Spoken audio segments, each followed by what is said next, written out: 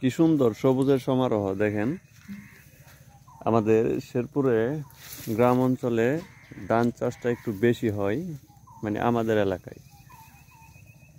দেখেন কি সুন্দর ধান হয়েছে, ধানগুলো কিন্তু অনেক সুন্দর হয়েছে। এবার যদি কৃষক বাড়িতে ধানগুলো তুলতে পারে সেক্ষেত্রে তারা তৃপ্তি পাবে।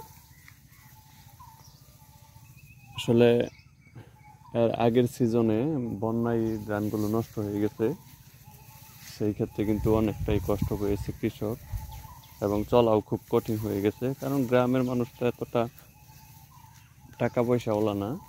যারা ফসল ফলায়, যারা জমিতে ধান ফলন করে কিংবা অন্য অন্য ফসল ফলায়, তারা কিন্তু খুবই কষ্ট করে চলাফেরা করে। যদি সেই ফসলগুলো নষ্ট হয়ে যায়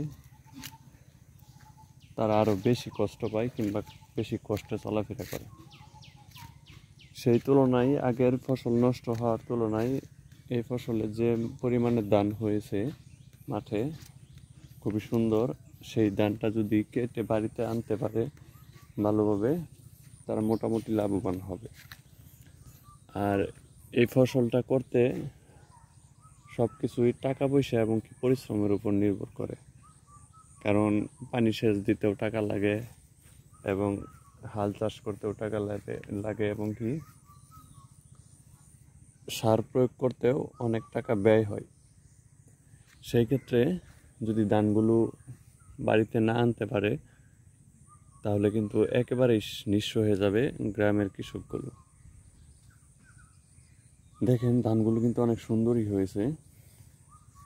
যদি ধানগুলো কেটে আনতে পারে বাড়িতে তাহলে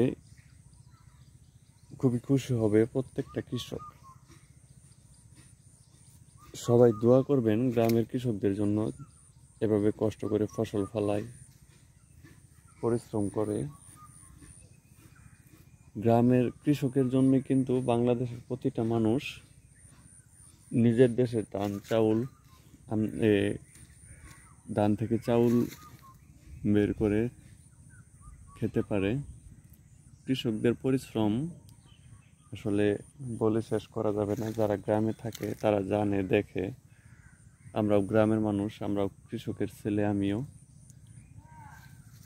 তাই আমি আপনাদের সবাইকে বলবো, শহরের কিংবা গ্রামের মানুষ সবাই প্রত্যেকটা কৃষকদেরকে সম্মান করবেন এবং কি